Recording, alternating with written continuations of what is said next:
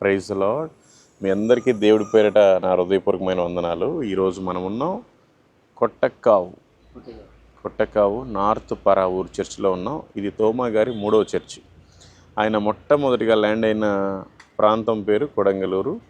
అక్కడ కొంతమందికి సువార్త చెప్పి అక్కడ ఒక చర్చిని ఏర్పాటు చేసి సంఘాన్ని, అక్కడి నుండి ఆయన పలయూరు వెళ్ళాడు. పలయూరు నుండి మళ్ళీ ఇక్కడికి వచ్చారు. ఆయన ఇక్కడికి ఎందుకు వచ్చారు అంటే, చాలామంది యూదులు అప్పట్లో బ్రతుకు తెరువు కోసం యుద్ధాలు అవన్నీ జరిగినప్పుడు వాళ్ళంతా కూడా పారిపోయి భారతదేశానికి వచ్చి ఇక్కడ కూడా కొంతమంది ఉన్నారు. ఇక్కడ కూడా యూదుల వీధి ఒకటి ఉంది, జూయిష్ స్ట్రీట్. అక్కడే వాళ్ళు ఆరాధించుకునే సినగోగు కూడా ఉంది, వాళ్ళు ఆరాధన చేసుకునే ప్రాంతం కూడా ఉంది ఇక్కడే.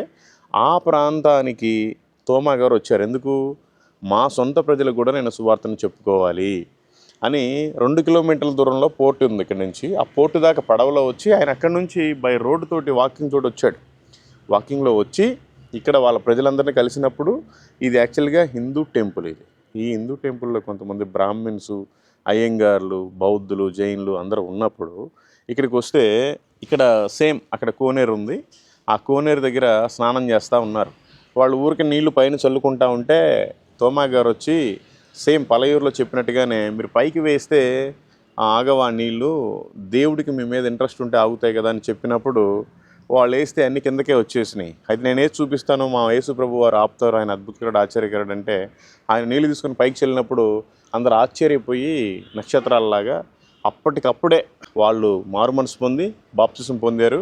ఈ హిందూ టెంపుల్ ఎవరైతే అధికారి ఉన్నాడో, ఎవరైతే నాయకుడు ఉన్నారో వాళ్ళు కూడా మారుమనసు పొంది ఈ హిందూ దేవాలయాన్ని తీసివేసి వీళ్ళంతా కూడా చర్చిగా మార్చారు. ఎప్పుడు? AD 52 50 టైంలో చర్చిగా మారిస్తే వాళ్ళ సొంత ప్రజలతో పాటు వీళ్ళు కూడా యేసుప్రభుని కలిగారు. ఈ స్టోరీ ఇదన్నమాట. అయితే అప్పటి నుంచి ఇప్పటి వరకు 7 సార్లు మందిరాన్ని పడగొట్టారు. పాడుపోయినప్పుడు మళ్ళీ కట్టారు. ఆ టైంలో హిందూ గుడిలో ఏనుగులు ఉండేవి. ఏనుగులు కూడా ఆయన ప్రార్థన చేస్తే సాష్టాంగ పడ్డది ఈ ప్రాంతంలోనే. అప్పుడు ఇది గుడంతా కొంచెం పాడైపోతే తీసేసి మందిరం కట్టేటప్పుడు ఏనుగులు సైతం మొద్దులు అందించింది ప్రాంతం ఇదే. నార్త్ పరావూరు కొట్టకావు చర్చిలో ఏనుగులు ఆ మొద్దులు అందిస్తే ఆ మొద్దులతోటి ఇక్కడ మందిరం నిర్మించబడింది AD 52లో.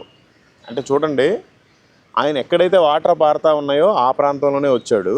ఎక్కడైతే ఆయన సొంత ప్రజలు ఉన్నారో, యూదులు, ఇజ్రాయెల్ ప్రజలు ఉన్నారో, వాళ్ళకి సువార్త చెప్పడానికి వచ్చాడు వాస్తవానికి. అప్పుడు చూసిన వీళ్ళందరూ కూడా దేవుని కృపలో మారుమనసు పొంది బాప్తిసం పొందారు. ఒక హిందూ టెంపుల్ని అసలు చర్చిగా మార్చారంటే ఎంత విశ్వాసం వాళ్ళలో ఉంది, ఎంత అద్భుత కార్యాన్ని చూశారు, ఎన్ని ఆశ్చర్యాలు చూసుంటారు, ఒకసారి మనం అర్థం చేసుకోవాలి.